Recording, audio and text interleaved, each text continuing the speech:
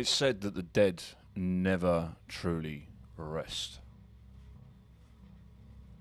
Countless battles of the Great War have been fought over sacred sites. A myriad of ruined temples, churches, and shrines litter no man's land, devastated by artillery, flames, and demolition charges. Graveyards and hastily dug military cemeteries are disturbed by shelling, and the boots of soldiers trample over these sites, unheeding of their original spiritual purpose. But the land remembers that which human memory does not.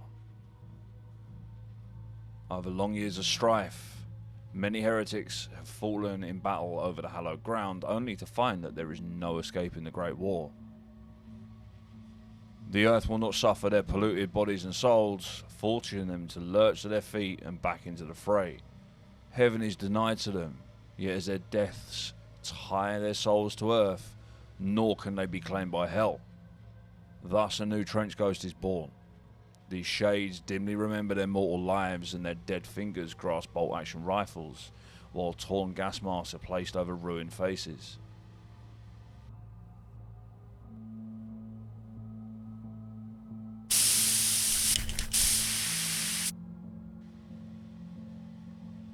Okay, ladies and gentlemen, welcome back to the first Trench Crusade video I have done in a minute, and for that I do apologise. Today we are going to be putting together and kit bashing some trench ghosts. I've seen a few of these conversions over Instagram.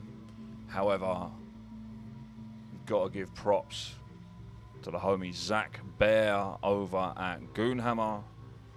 I had the pleasure of knowing Zach before we started writing for Goonhammer when he worked for a local Warhammer store. And he has done, and I will put a link to this in the video, a guide on how to kit bash and paint up these miniatures, and I have done something similar.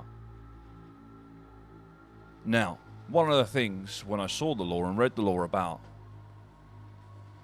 Trench Ghost was thinking about using the Age of Sigmar Nighthaunt minis. I have picked up some of the Chainwrasps.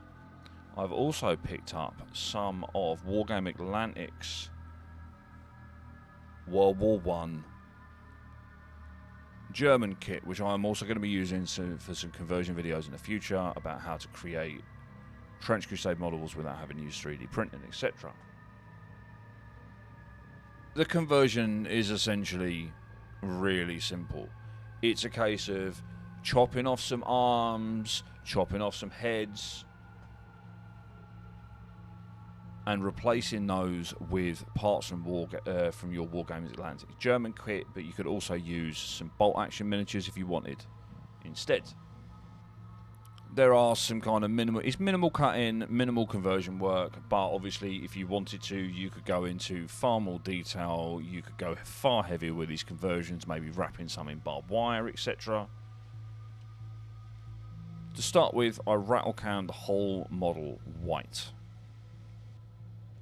Then what I did is, as a case of picking out the details, for the metal parts I have used Vallejo's Gunmetal, and then for the weapon parts, straps, etc., I've used Mournfang Brown and some Dryad Bark.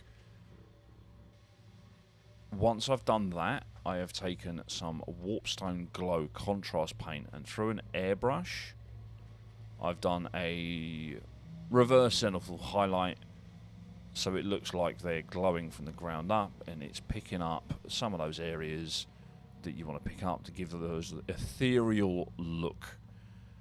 You could sponge paint this on and place it where you want, but I just found that the quickest way of doing this was using an airbrush. Ink. I've taken Villainy Ink's Goons Grime. I have then applied that over the whole model, even over the glow, over the OSL. And then I've let that dry. Once that's dried, it's a case of using some clean mineral spirits and some Q-tips and just wicking off the amount of grime that you want. You could obviously use a brush with this and kind of add it so it's more streaking. and generally trying to get the aesthetic that these guys have been on the battlefield for a long time. They're covered in mud, but you've still got that ethereal look from that glow, which is, depending on how much you remove, far brighter in certain places, more faded in certain places. The basing, I have used Kraut Covers Tailored Grimdark, which is a wicked little basing kit, so it's well worth checking those guys out as well. Again, I will list all the products that I've used down below.